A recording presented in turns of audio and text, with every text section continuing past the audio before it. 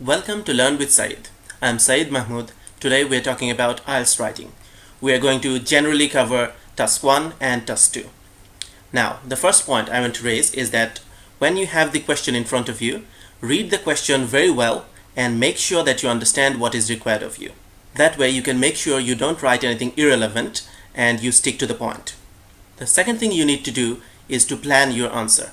Some of the candidates prefer to note down a few points. You could do that, or at least make a mental note of how you're going to approach the answer, how you're going to tackle the challenge that has been thrown at you. While you're writing, don't use the same phrases or words more than once. Try to get your point across by using a different set of words, maybe meaning the same thing. For example, when we looked at one of the writing task 2 samples in one of my earlier videos, we said supporters of globalization would argue that, and in the next para we said defenders of multinational companies often point out that. Obviously, if you want, you can go and check that video, but the point I'm trying to make here is that supporters of globalization mean a set of people who are the same as defenders of multinational companies. So instead of saying the same set of words twice, we have used different words. And also, in the first occasion we said would argue that. In the second one we've said often point out that. Again, meaning the same thing, often argue that or would argue that. In the second one we are saying often point out that. So it's the same thing, but we are using different words. That way your writing has more variation and it does not get monotonous and boring to the reader. That way you score more points. The next thing you need to keep in mind is that you need to write in full proper sentences. Points written down in note form or bullet points would reduce your marks. Also, you need to write complex sentences. For example, Mansoor's coffee became cold. He heated it in the microwave. These are two simple sentences. Mansoor's coffee became cold. He heated it in a microwave. Now, if you put them together and you say, because Mansoor's coffee became cold, comma, he heated it in the microwave. That way you've put them together and made it a complex sentence. Another example is Jasprit studied all day. She missed her lunch. These are two simple sentences. Jasprit studied all day. She missed her lunch.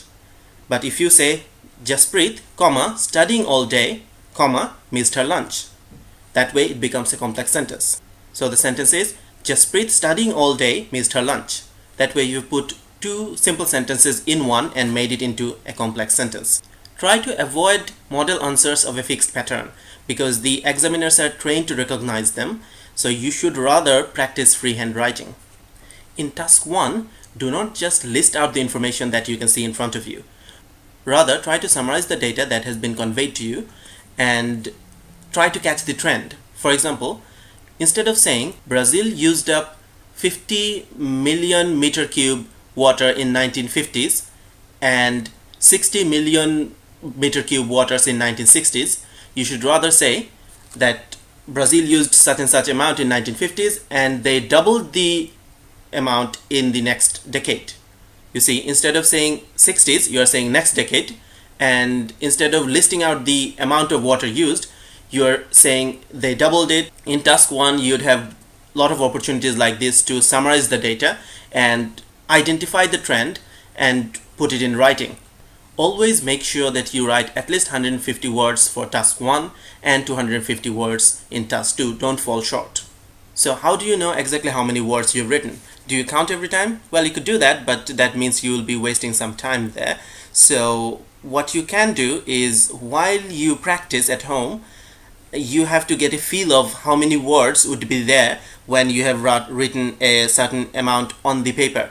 So if you've written half a page, how many words that would be, you can sort of get a feel of it. And over time, you'll get more and more accurate. At the end, try to make sure you have at least a little bit of time to reread and correct your obvious and silly mistakes, because it happens. When you write, there are silly mistakes that everyone makes. So try to amend them and save some marks.